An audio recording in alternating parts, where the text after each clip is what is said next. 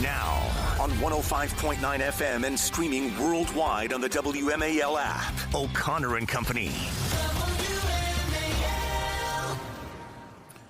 It is 5:07. Good morning. This Thursday, 12th day of February. Oh, we're sneaking up on Valentine's Day. I sure hope you've done your due diligence. Thanks for tuning in here to the next 4 hours of morning radio brilliance. See, I say morning radio brilliance. Everyone leans forward and says, oh, Cassie Smedile must be there today. You are correct, my friends. Good morning, Cassie. Thanks for bringing the brilliance. Well, you are too kind. Speaking of Valentine's Day, today's my anniversary, and I just want you to be able to tell my husband that I remembered. I gave him a shout out. Oh, yeah. So I one-upped him already. Now he's screwed, yeah. I mean, he's going to have to get on some other big morning show across the country, as this one's the number 4 biggest. So he's, it's going to narrow down if he tries to outdo you. More on that brag later. 7:05, we'll speak with Maryland Delegate Kathy Szeliga, because Governor Moore gave his State of the State address yesterday, and it was something. 7:35, we'll talk to Chris Feraldi, councilman in Lynchburg, Virginia, because the city of Lynchburg they just reaffirmed their Second Amendment rights down there in the Commonwealth. Looks like that's what's going to happen now. Every county and city is going to have to reaffirm the fact that they want to be in the United States of America instead of Virginia. We'll see what comes of that. Also at 8:05, the man with the patience of Job, the chairman of the Judiciary Committee, who oversaw quite a scene yesterday as Attorney General Pam Bondi testified, and it was a rough day for everybody involved. Actually, it was sort of one of those hearings I think that most Americans hate seeing, because it was just everyone shouting at each other. Democrats obviously trying to obscure the truth and find some gotcha moment and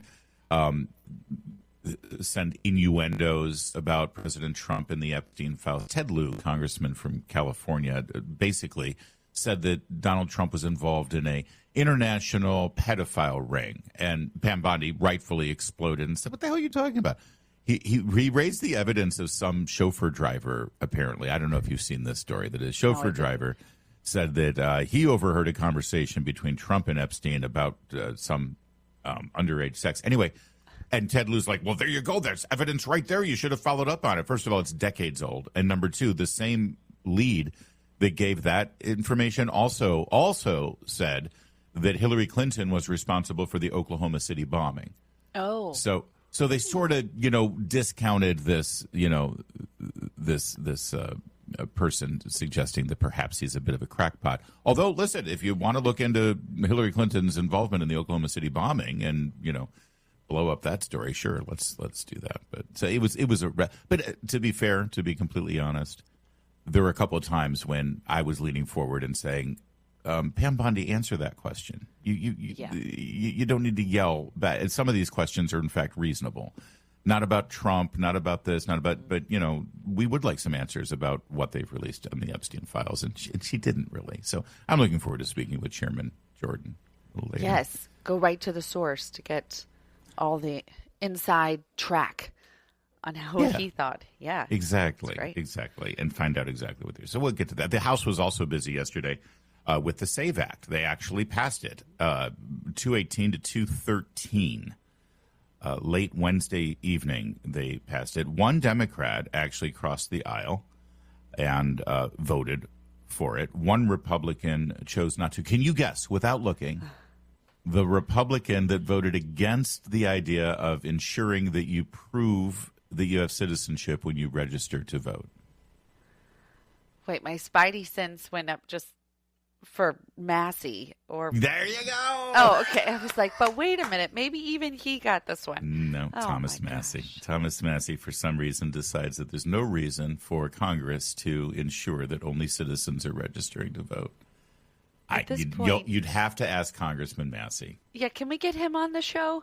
Sure. That'd be annoying. That'd be like a Pam Bondi hearing, probably. But H.R. 7296, also known as the Save America Act, sponsored by Chip Roy, congressman from Texas, passed 218 to 213. And all it does is say you have to have documentation to prove you're a citizen. And for everybody who is screaming about it, because this is the major, they've moved Cassie Smedile from it's racist to ask these things because people of color are incapable of getting this kind of documentation. And I think most African Americans in this country had reached the point where they were appropriately insulted by that notion. Right. That they can't get. And that was just for photo ID, of course. And Democrats are doing two things. They're conflating two things. And let me explain to everybody what they're conflating. First of all, what they're saying is, so every time you go to vote, you have to have your birth certificate or passport? Nobody has that readily available. No. That's not the case. It's when you register to vote.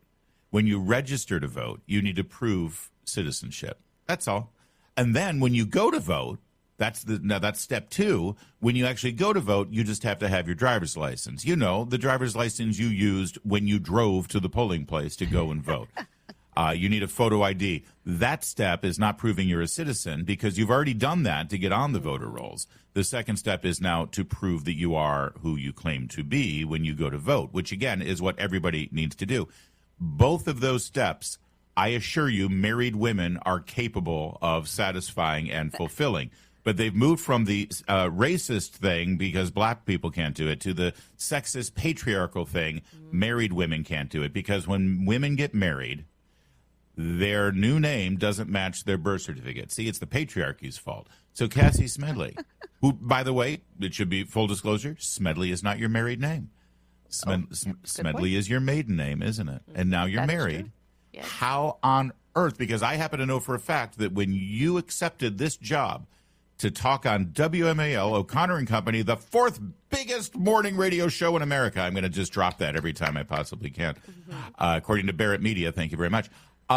You had to fill out an I-9 form. That's a federal requirement. U.S. government forces you to fill out an I-9 form, which requires you to prove citizenship. How on earth did you do it? Did you do it? The patriarchy, Larry, even that. But you're right. I saw that, and I know you were engaging on Twitter about this, and I was like, wait a minute. This is so, as if women, because I get to hold this over my husband's head a lot. Every time that he tries to be like, oh, my day was tough. I was like, really? Did you legally change your name today? Because it is such a process that tens of millions of women do probably every year. And what I got thinking about that is, by the way, when I went and did that process and Social Security card and all that jazz, and then I went and got a new license. And do you know what they do in Washington, D.C. when you get a new license or in D.C. for the first time? I don't. They give you the opportunity. No, they automatically, you have to opt out. They automatically register you to vote. Oh, yeah.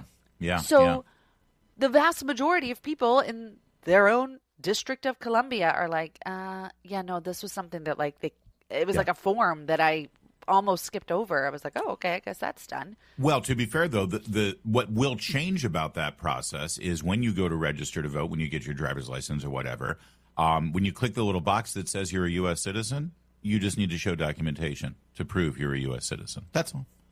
And that proof will be either I'm literally exactly the same as an I-9 form, which is already federal law.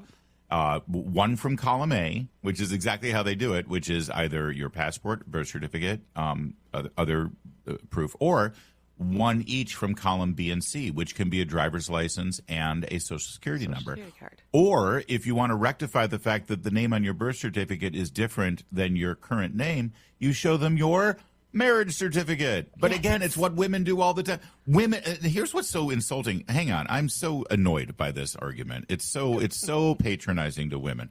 I want to get into this a little bit further. Here's Congressman Chip Roy of Texas, friend of this program. This program, by the way, which is the number 4 radio show in all of America. Here's Chip Roy yesterday outside the Capitol, excited that the Save America Act passed.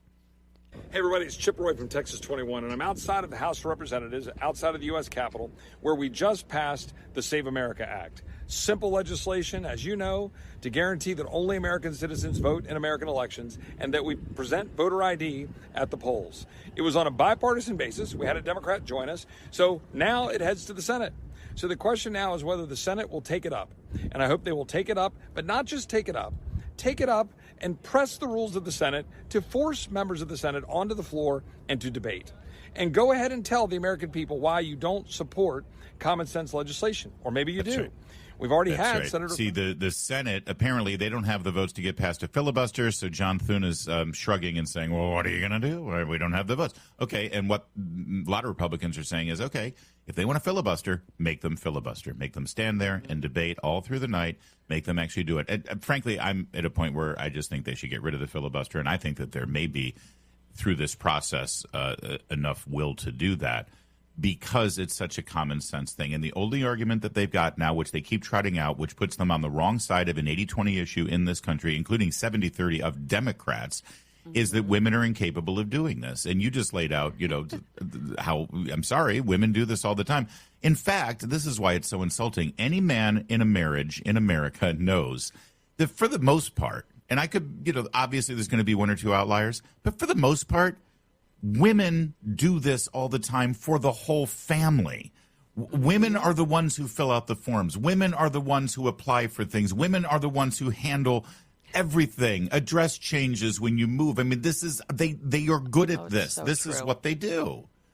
It's so true. Having just gotten passports for everyone in my family, with the kids and stuff, which is no small process, by the way. And you're right. I was just looking at the polling: 75% in conservative polling, not a liberal Not conservative poll, politically, but yes. Yes, conservatively stated.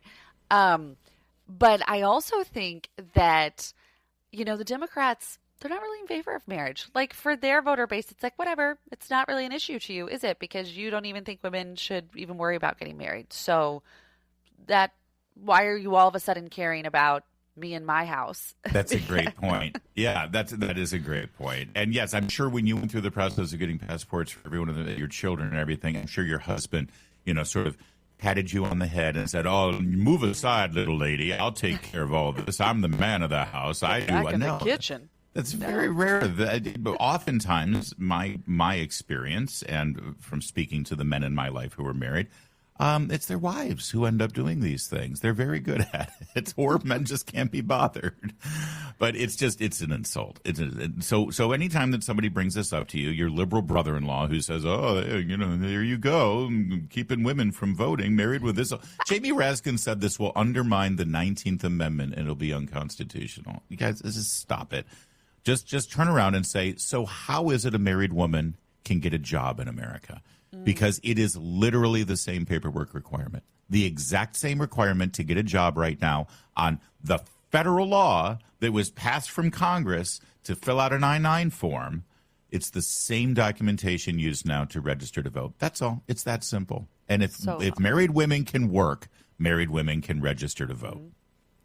Which, again, aren't Democrats supposed to be in favor of getting women outside the house? All these things. It's a hollow argument.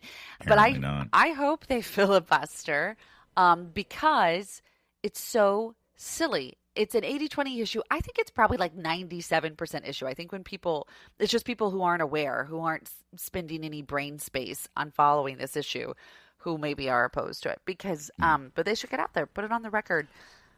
Waste some time on this. It's wild. Well, that's the key. It's make them filibuster and then make them stand on the well of the House. And all they'll be able to do is lie. But the good thing about a filibuster is Republicans can participate too. So every time a Democrat stands in the well of the House, when Elizabeth Warren says this is bad for married women, then Ted Cruz can be right there and say, I'm sorry, if you would yield your time, you're lying. So let me explain what the truth is. Congressman Marlon Stutzman of Indiana put out a great infographic. I do like my infographics, don't you, on social media? Myth versus fact. Myth. The Save America Act requires a passport to vote. Nope. It only requires a photo ID when you go to vote.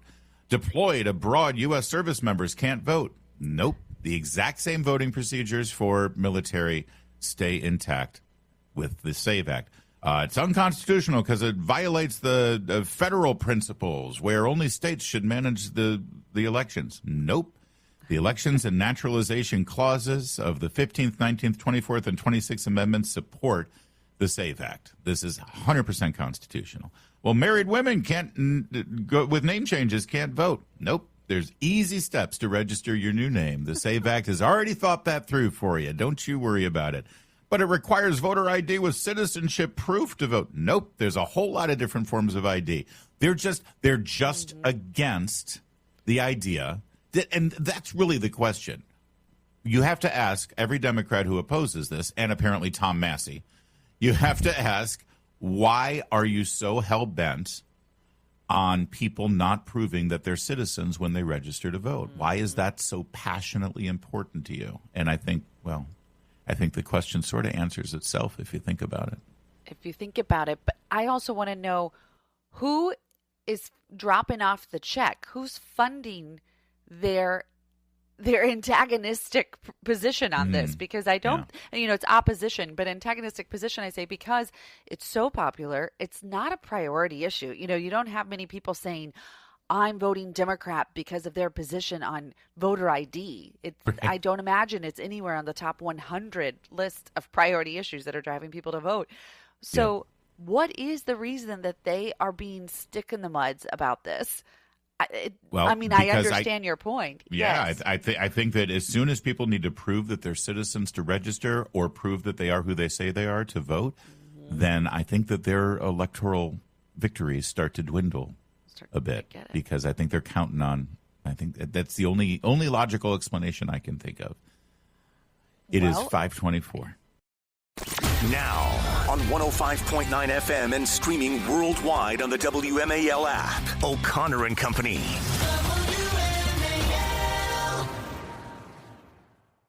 It's 5:37 on Thursday, the 12th day of February. Coming up at 7:05, Maryland Delegate Kathy Shalega. At 7:35, Chris Feraldi, councilman in Lynchburg, Virginia.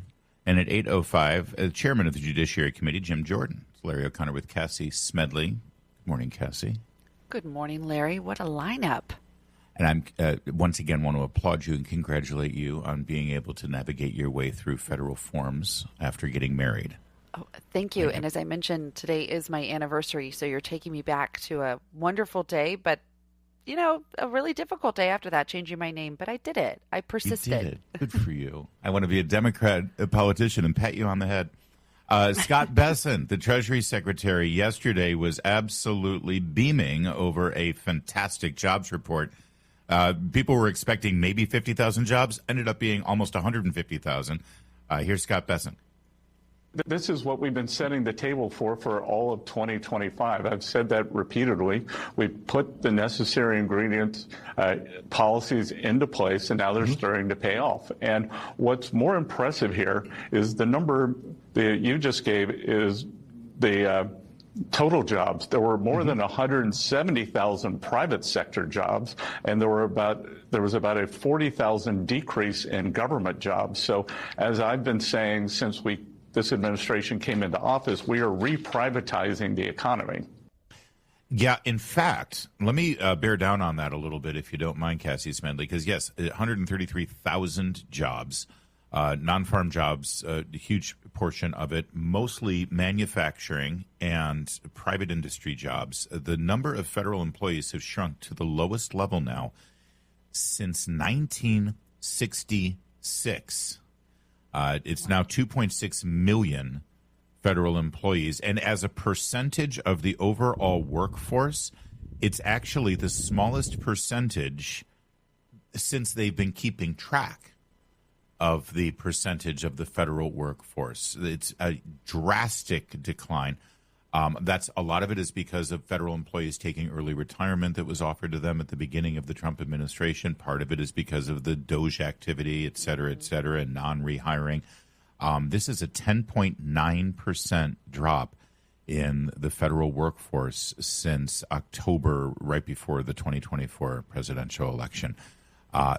This, by the way, doesn't include military or postal service roles. It's just all the other jobs. That's incredible. So all of the growth that we're seeing right now in jobs, and it was significant growth in a month where usually, historically, you see some decline coming out of the holidays because people get laid off, plus the winter weather, et cetera. The fact is they're growing jobs without hiring federal employees, which is oftentimes a trick that is done. Right. Trump says this all the time. If I wanted to show good jobs numbers, I could just use federal money and hire a bunch of federal employees. But no, this is actually the private sector doing this hiring. That's the sign of a real foundational support for a brand new sort of booming economy if this continues, as the Treasury Secretary suggested. Yeah, certainly significant. And to those who are moving out of the federal workforce, you can get another job. The economy is good. People are hiring. And actually, I was looking at some comments from our own Patrice yesterday as she broke this down, that they are good jobs. It's in the healthcare industry. Yes, construction, but that they are good middle class, good paying jobs. And then also she noted, it's the impact of the one big beautiful bill, that folks are with no tax on tips, no tax on overtime. Well, that's looking pretty good to folks who maybe have been working either part-time or hanging out on the sidelines, that's a further incentive to say, oh, I'll pick up a couple more shifts. This is really good for me. And that there is this more certainty amongst employers and employees about the upcoming tax season. That's a point that she was making, is that people just feel like, okay, I know what we're working with here. There's not so much volatility in the market, which is a good thing. I saw a report, I think it was out of the state of Maine. Local news does better reporting these days for the most part than the big national cable DC-based outlets. And in Maine, they did a whole profile on restaurant workers who have already filed their income tax returns early, because they was, well, let's get our return. And the return is way bigger than they expected, the refund, because of the no tax on tips. Oh, sure. So suddenly, if you're a restaurant worker, or if you're in an industry that requires, that has a lot of overtime or has a lot of tips, you might want to file that 1040 sooner rather than later. Don't let the government keep holding on to your money, because your withholding that you were planning all last year is based on taxing those tips. Then the reconciliation package passed in the middle of the year.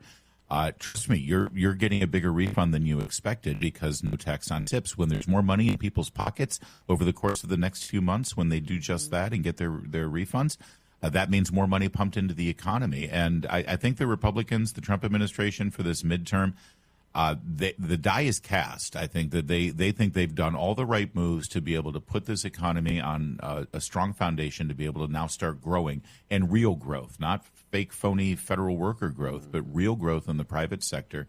As you just pointed out, 80,000 more jobs than they did in December, 82,000 month to month with the healthcare industry.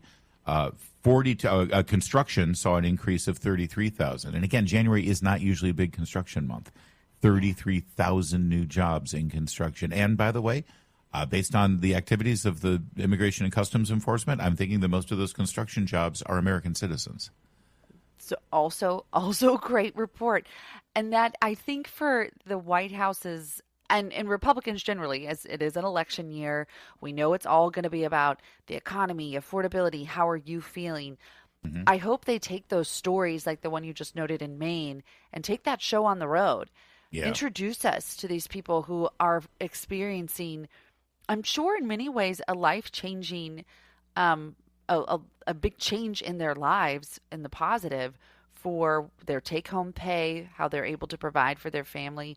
And to say, we're doing both. We're getting the price of your eggs down, and you've got more change in your pocket. However, if you work for the Department of Homeland Security right now, you could get laid off as of tomorrow night at midnight, because Democrats don't want you to get paid. We'll give you the latest on a potential DHS shutdown in a moment. It's 5:44.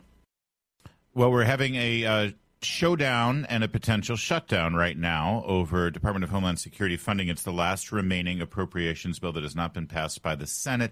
They are holding it up because they want major reforms to immigration and customs enforcement. Even though ICE is fully funded, as is Border Protection, through, I believe, 2028, maybe 2029 fiscal year. So they don't care. They're going to hold up the funding of everything else DHS does, because they don't like what was going on in Minneapolis or what have you. They don't like the enforcement of immigration law. And that's really, if they put forward a 10-point plan, their demands, that Republicans and the Trump administration must accept, otherwise we'll have a shutdown at midnight Friday. And if they actually did get their way, we wouldn't enforce any of our immigration laws in this country. It's basically de facto amnesty. And so we've got a bit of a deadlock. The Trump administration submitted a counter proposal, so they're playing ball. They're talking with them. They're not just saying, no, screw you, shut down the government.